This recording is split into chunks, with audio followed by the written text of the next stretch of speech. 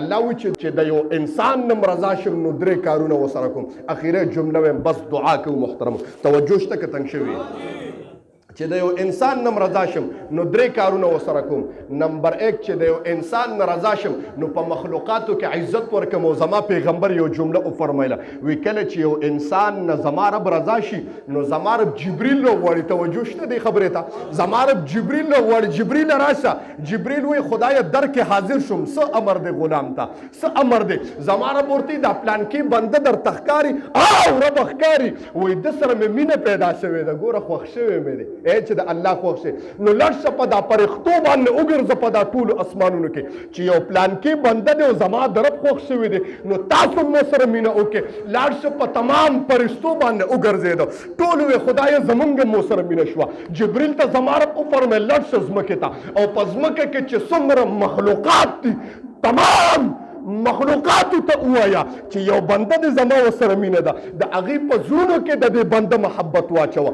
جبریل راشي تمامې دنیا ته اعلان وکړي چې د دې هلک سره د الله مینه ده. ستاسو د مخلوقاتو هم ورسره مینه شه. نو د تمام انسانانو په زړونو کې زما رب د هغه دپاره مینه پیدا کړي. محترمو الله څومره خوشحالېږي. نن ته وګوره که نه چې الله رضا شي نو څومره خوشحالېږي. محترم الله وایي چې خوښ مې شي نو څه نه کوم. په پرښتو کې دې بره اوستایمه. محترم په مخلوقاتو کې دې اوستایمه نو عزت ته له درکم. الله وایي چې زما څوک خوښ شي نو عزت وله ورکم. نمبر 1 چې څوک مې خوښ شي نو څه وکړم؟ عزتدار یې کړم په معاشره کې. محترمو نو دا زما خوښي ښه زما سره محبت وي. نمبر 2 چې زما یو انسان سره محبت شي زه وګورم چې یاره د سره مې مینه ده نو عزت خو له ورکم. او د عزت سره سره نمبر 2 مصیبتونه ته ټول ختم کړم. څه وکړم؟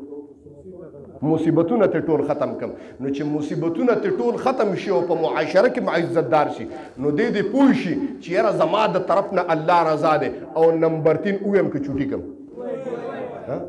आवाज را نغی.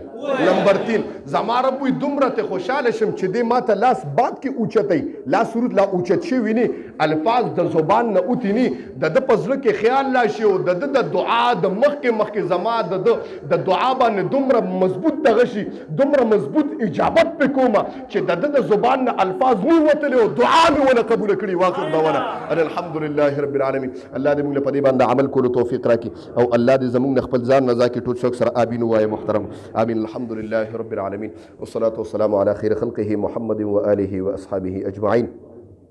الله ما چې سوي دي ور خو خپل دربار الله کې قبول او منظور کې. زمونږ د لګه ونت ناس ته خو د خپل رضا او د دین د لپاره قبول او منظور کې. الله په موږ داسې حکمرانان مسلط کې خدای د عمر فاروق غوندې او داسې حکمرانان چې هغه د دین خدمت کې او زمونږ د قوم او زمونږ د پاکستان خدمت کې خدای داسې حکمرانان مقرر کې. الله موږ د فاسقانو فاجرانو زناکارو بدکاریانو شرابیانو د زنادقه او حکمرانانو نه خدای اوساتي. پاکستان باندې خدای د عمر غوندې حکمران پیدا کې. الله په پاکستان باندې د عمر غوندې حکمرانان پیدا کې. الله کوم خلک چې په پاکستان کې فساد کوي انتشار کوي او پاکستان بربادي او د پاکستان په معیشت د بربادېدو کې د هغې لاس خدای ته ذلیله کړه. الله ته په بچو باندې خوار او ذلیله کړه. الله ته داسې وشرمو څنګه چې د قوم لوط شرمولو. الله دې په وخت ځن کې د باندې دا کلمه په جبر راولي چې لا اله الا الله محمد رسول الله.